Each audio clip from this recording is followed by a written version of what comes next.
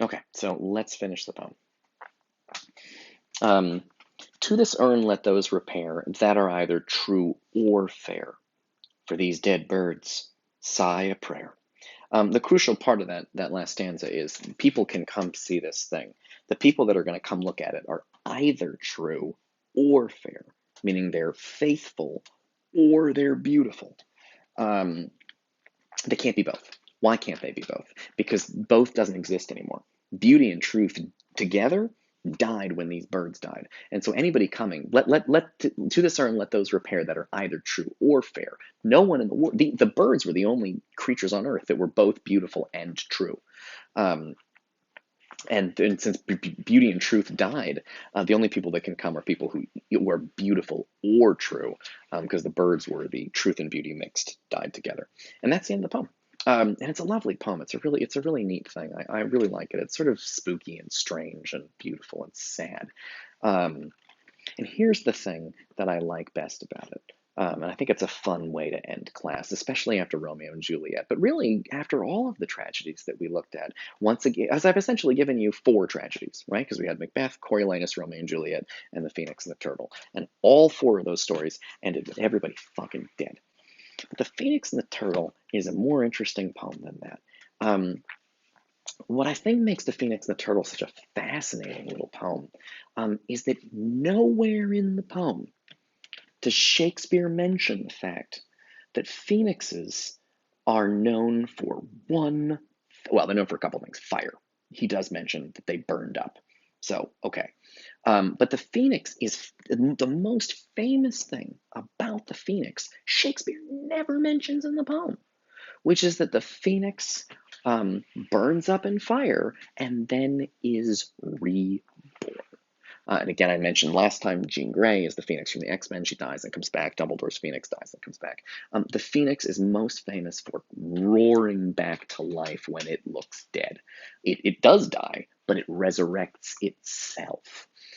This is interesting to me because the poem appears to be a massive tragedy. We are at a bird funeral, and none of the birds know this. And Shakespeare doesn't say anything to us, the audience, about the fact that the phoenix comes back. But if you like Google search the phoenix, you will discover the phoenix is famous for resurrecting itself.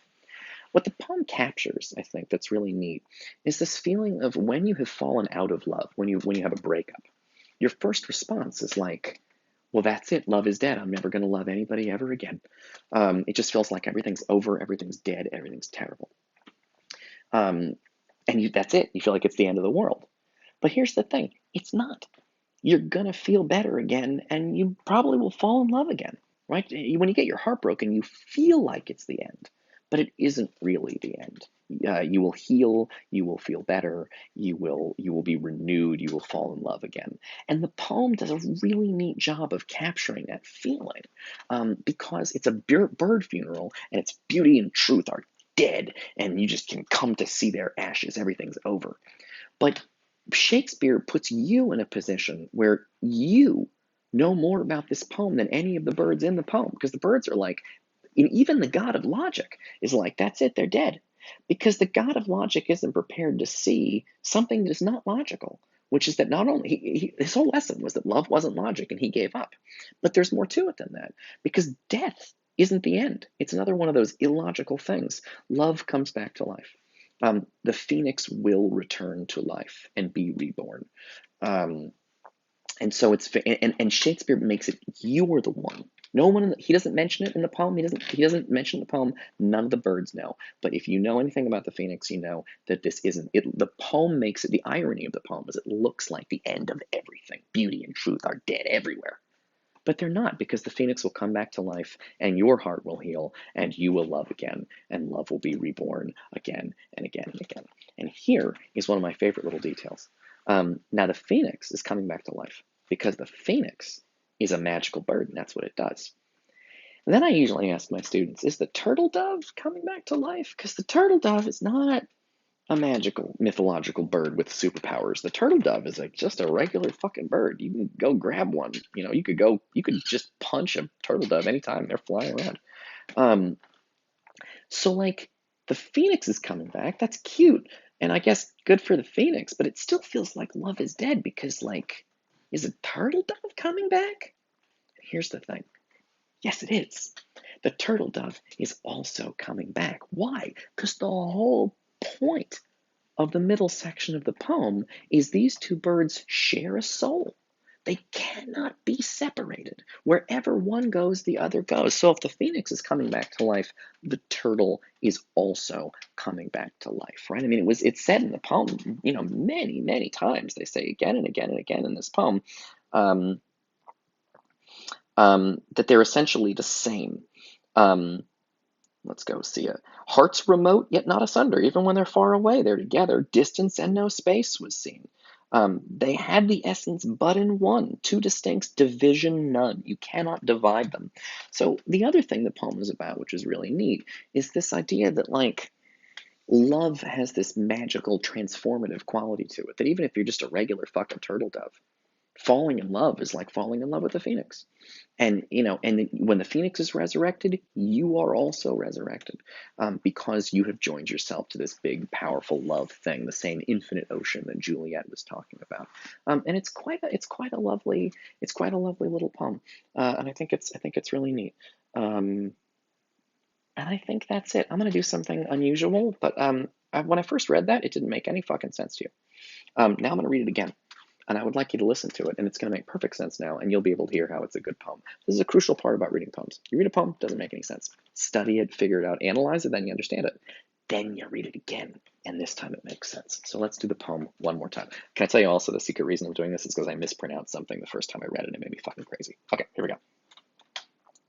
Phoenix and the Turtle. Let the bird of loudest lay on the sole Arabian tree, herald sad and trumpet be, to whose sound chaste wings obey. But thou shrieking harbinger, foul precurrer of the fiend, augur of the fever's end, to this troop come thou not near. From this session interdict every fowl of tyrant wing, save the eagle, feathered king. Keep the obsequy so strict. Let the priest surplice white, that defunctive music can be the death divining swan, lest the requiem lack his right. And thou treble-dated crow, that thy sable gender mak'st, with the breath thou giv'st and tak'st, mongst our mourners thou shalt thou go. Here the anthem doth commence. Love and constancy is dead. The phoenix and the turtle fled in a mutual flame from hence. So they loved, as love in twain had the essence but in one, the two distincts, division none, number there in love was slain. Hearts remote, yet not asunder.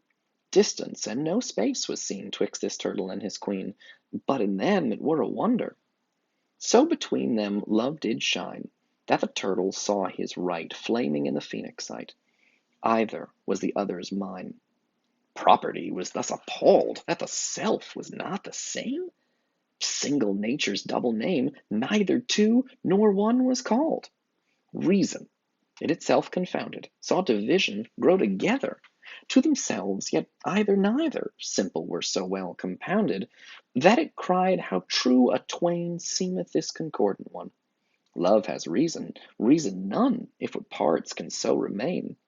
Whereupon it made this threne to the phoenix and the dove, co-supremes and stars of love, as chorus to their tragic scene. Theranos. Beauty, truth, and rarity, grace in all simplicity, here enclosed in cinders lie. Death is now the phoenix nest, and the turtle's loyal breast to eternity doth rest, leaving no posterity.